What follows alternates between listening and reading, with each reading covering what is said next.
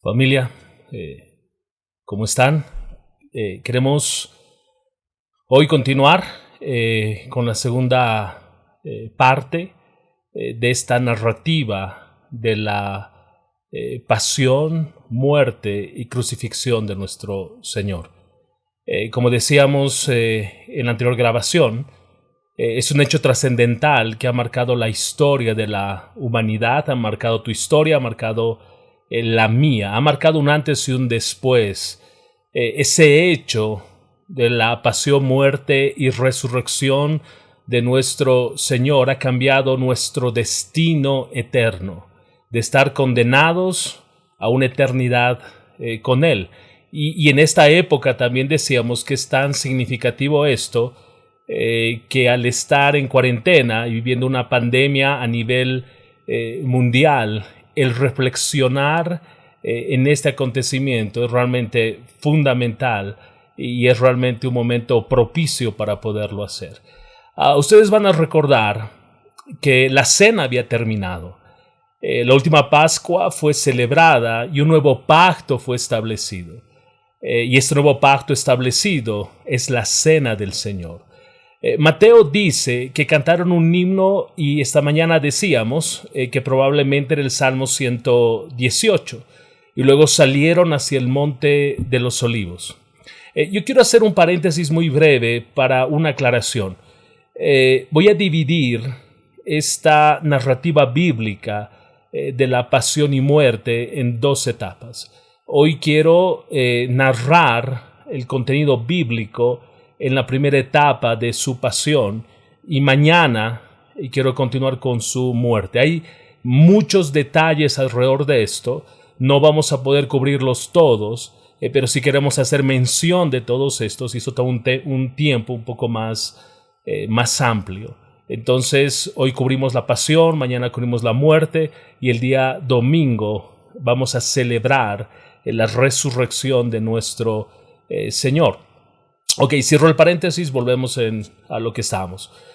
Si bien eran días de celebración, los discípulos debieron estar desconcertados, preocupados, tensos. Jesús les dijo que sería entregado, les dijo que uno de ellos le entregaría. Es más, el traidor fue descubierto. Le dijo a Pedro mientras iban de camino al Monte de los Olivos que lo negaría 3 veces. Por otro lado, Mateo 26, 31 al 35, nos habla de que aún Jesús en su humanidad debió estar en gran tensión por lo que él sabía le esperaba. Veamos cómo fue todo. Jesús y los 11 discípulos, ya no estaba Judas con ellos, salieron de la casa en donde habían cenado, pasaron por la puerta de la ciudad que usualmente permanecía abierta toda la noche, donde durante la celebración de la Pascua y la celebración de los panes sin levadura. Cruzaron el arroyo de Cedrón y entraron en un olivar conocido como el Getsemaní, en una de las laderas del Monte de los Olivos. Dejó a 8 de sus discípulos cerca de la entrada. Los dejó con una instrucción muy clara: sentaos aquí, entre tanto yo voy allí y oro. Ok, con la exhortación de orar o con la instrucción de orar, estaba implícita la idea para que no entren en tentación. Jesús empieza a caminar acompañado de Pedro, Santiago y Juan. Caminó un poco más hacia adelante él y no tardó Jesús, nos dice la narrativa bíblica, en sentir una profunda tristeza. Leemos en las Escrituras que nos dicen que comenzó a entristecerse y a angustiarse en gran manera. En Mateo capítulo 26, versículos 38 y 39, se registra de la siguiente manera. Les dijo Jesús: mi alma está destrozada de tanta tristeza, hasta el punto de la muerte. Quédense aquí y velen conmigo. Él se adelantó un poco más y se inclinó rostro en tierra mientras oraba. Padre mío, si es posible que pase de mí esta copa de sufrimiento, sin embargo, quiero que se haga tu voluntad, no la mía. Mírenlo cómo describe esta parte Lucas capítulo 22, versículos 43 al 46. El texto nos dice: entonces apareció un ángel del cielo y lo fortaleció. Oró con más fervor y estaba en tal agonía de espíritu que su sudor caía a tierra como grandes gotas de sangre. Finalmente, dice el texto, se puso de pie y regresó donde estaban sus discípulos, pero los encontró dormidos, exhaustos por la tristeza. ¿Por qué duermen?, les preguntó. Levántense y oren para que no caigan, para que no cedan ante la tentación. Ahora bien, Lucas capítulo 22, versículo 44, nos describe un desorden físico raro que Jesús había experimentado. Nos describe un momento tenso que Jesús estaba viviendo. Nos dice que lo que Jesús estaba experimentando en ese momento era un desorden otra vez físico raro, pero muy bien documentado médicamente, conocido como hematidrosis. Es así como se interpreta médicamente. Yo no soy médico, pero eso es como interpretan los médicos, que algunas veces ocurre bajo una pesada carga emocional. Los capilares subcutáneos se rompen bajo la tensión y la sangre se mezcla con el sudor y el líquido es expulsado a través de las glándulas sudoríparas. Es lo que estaba pasando con Jesús. ¿Por qué sentía tal agonía? Esa debe ser nuestra pregunta. ¿Por qué Jesús sentía tal agonía? No era por lo que le esperaba, era por la copa que debía beber. Quiero repetir esto.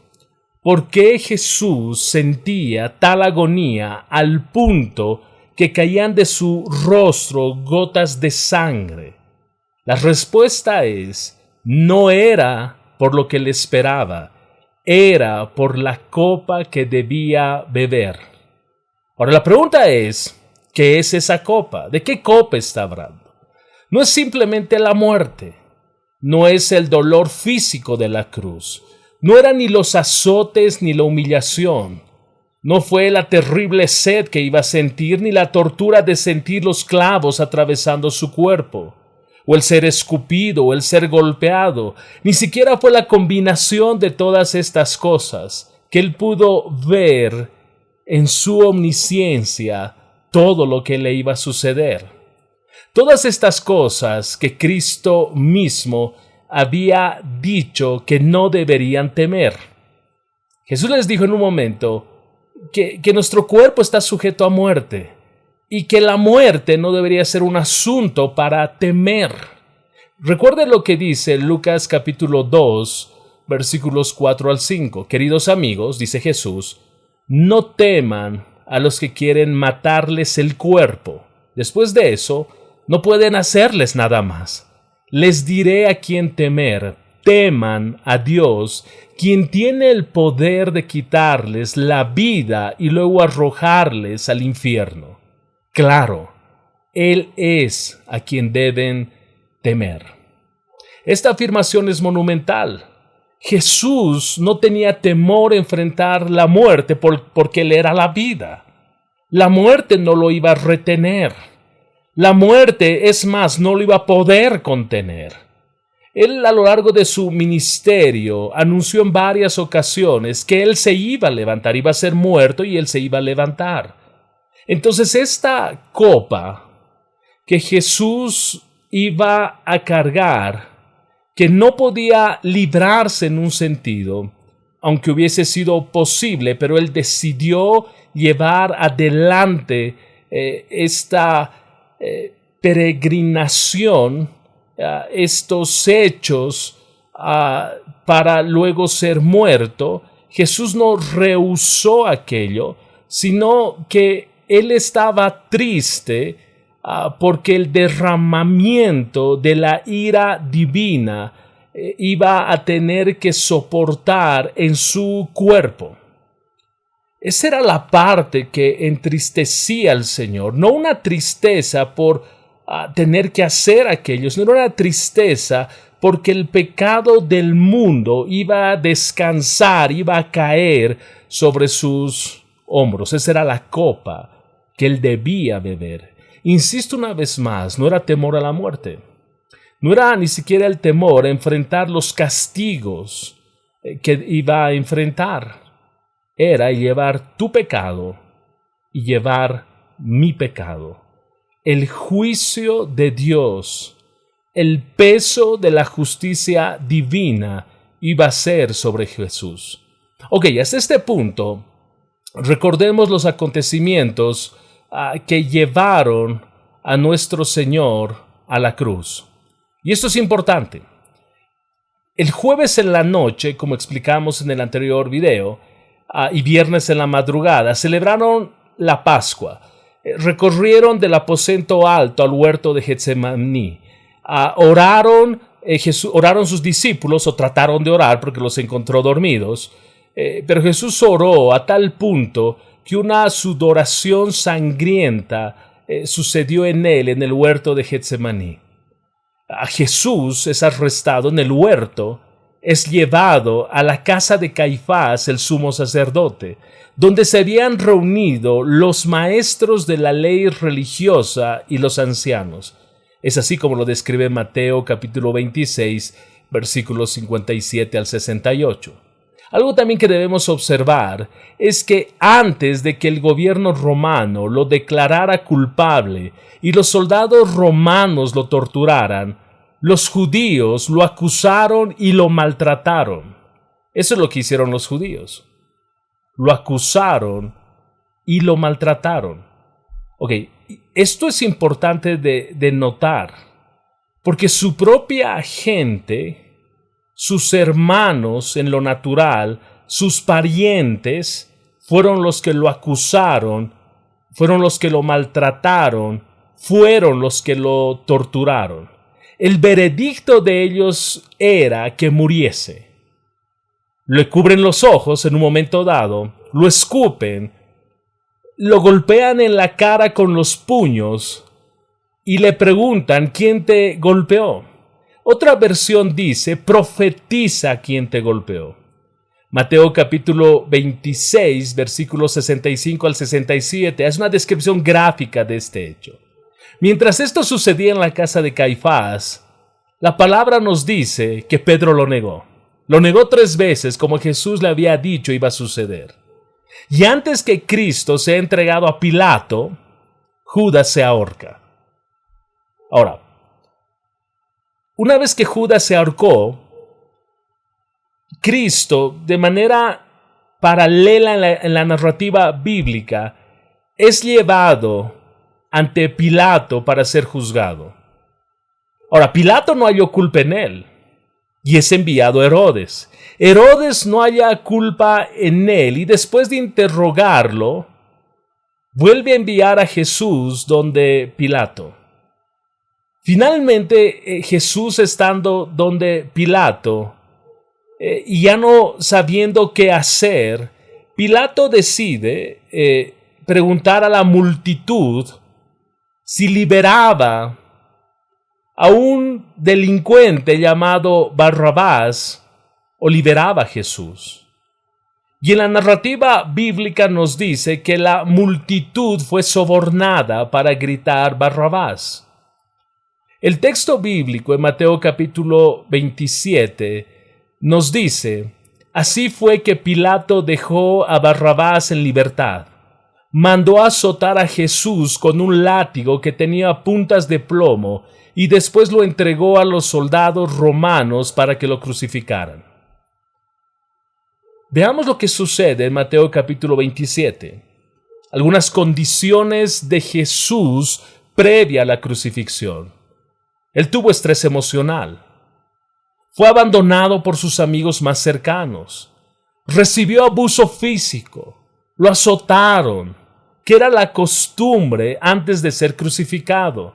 El instrumento era un látigo corto, era un instrumento llamado látigo, pero no era el que conocemos, sino este látigo era corto, de varias trenzas con piedras, huesos y bolas de hierro.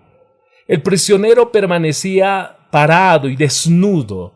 Los azotes eran en la espalda, glúteos y piernas. El efecto de los azotes eran laceraciones de piel y músculos, sangramiento y dolor intenso. Se burlaban. Le pusieron una especie de bata, una corona de espinas, un bastón. Le escupieron, le golpearon en la cabeza. Jesús estaba sin dormir. Note cómo narra esto Mateo en el capítulo 27, en el versículo 27 al 31. Dice: algunos de los soldados del gobernador llevaron a Jesús al cuartel y llamaron a todo el regimiento. Le quitaron la ropa y le pusieron un manto escarlata. Armaron una corona con ramas de espinos y se la pusieron en la cabeza. Y le colocaron una caña de junco en la mano derecha como si fuese un cetro. Luego se arrodillaron burlonamente delante de él mientras se mofaban: ¡Viva el rey de los judíos! Le escupieron, le quitaron la caña de junco y lo golpearon en la cabeza con ella.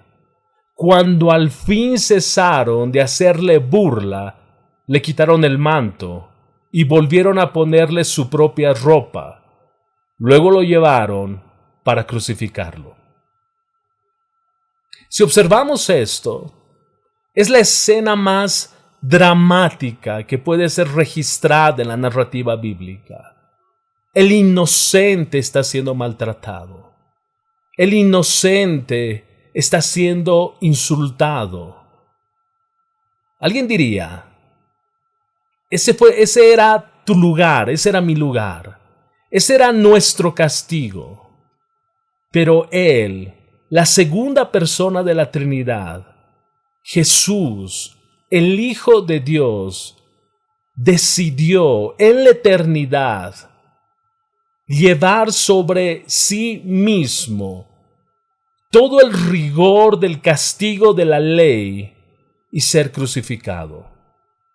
Hubo una travesía que tuvo que cubrir Jesús para llegar al lugar de la crucifixión. Tuvo que caminar cerca de 4 kilómetros para llegar al Gólgota, que el Gólgota estaba ubicado fuera de la ciudad. Tuvo que caminar casi desnudo, cargando la parte horizontal de la cruz que pesaba alrededor de 90 kilos. En el trayecto la gente se burlaba de él. Los romanos se aseguraban de que todas las crucifixiones tuvieran lugar cerca de las principales vías para hacer de la persona condenada un ejemplo público para todos los transeúntes. De modo que la crucifixión de Jesús tuvo lugar fuera de la ciudad, pero en un sitio de mucho tráfico, cuidadosamente escogido para hacer un espectáculo público de Jesús, para que todo el que pase cerca de él pueda burlarse de él. Mateo capítulo 27, versículo 33 al 38 dice lo siguiente: salieron a un lugar llamado Gólgota, que significa lugar de la calavera. Los soldados le dieron a Jesús vino mezclado con hiel de amargura, pero cuando la probó se negó a beberla. Después de clavarlo en la cruz, los soldados sortearon su ropa tirando los dados. Luego se sentaron alrededor de él e hicieron guardia mientras él estaba colgado allí. Encima de la cabeza de Jesús colocaron un letrero que anunciaba el cargo en su contra. Decía: este es Jesús, el Rey de los judíos. Con él crucificaron a 2 revolucionarios, uno a su derecha y otro a su izquierda. Note lo que pasó. Jesús recibió latigazos. Él tenía las heridas abiertas. Cuando le despojaron de su ropa para crucificarlo, él sufrió un gran dolor, porque al tener las heridas abiertas, la ropa estaba pegada a su piel. Las heridas abiertas, heridas en la espalda, en los glúteos, en las piernas, fue botado o tirado al piso. Los clavos de la mano rozaron músculos, nervios y huesos. Los clavos de los pies lesionaron los nervios más profundos de los pies. La rotación de las muñecas y empuje de los pies era lo que él podía hacer para tratar de respirar. Alguien decía que él sufrió de espasmos musculares que eran contracciones involuntarias de los músculos debido a la gran cantidad de golpes que él había recibido. Nuestro Señor está crucificado. Está crucificado al medio de dos hombres que sin lugar a dudas eran culpables. Ese lugar, el lugar de la cruz, era tu lugar, era mi lugar. Ese era nuestro castigo por haber pecado contra el Dios Santo. Pero recuerda, Él es el Cordero, el que iba a ser inmolado, el que iba a ser muerto por nuestras transgresiones. Él es el Cordero de Dios que quita el pecado del mundo y lo quita una vez y para siempre. Ese sacrificio que iba a suceder en la cruz, que estaba en proceso de suceder, de consumarse en la muerte de Cristo, iba a suceder una vez y para siempre. Quiero invitarte a que en este momento tú te tomes unos minutos para reflexionar y tu mente pueda anclarse en el hecho que la razón por la que hoy tú has alcanzado salvación es por la obra perfecta de Cristo en la cruz del Calvario, quien expió todos tus pecados. Y su muerte es tan perfecta que cubre tus pecados pasados, presentes y futuros.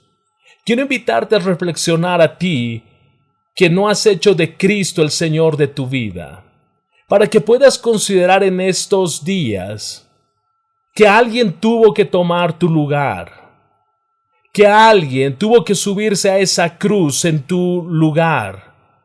Pero si tú no te arrepientes de tus pecados, si tú no haces de Cristo el Señor de tu vida, tu destino está marcado y tu destino es una eternidad sin Él.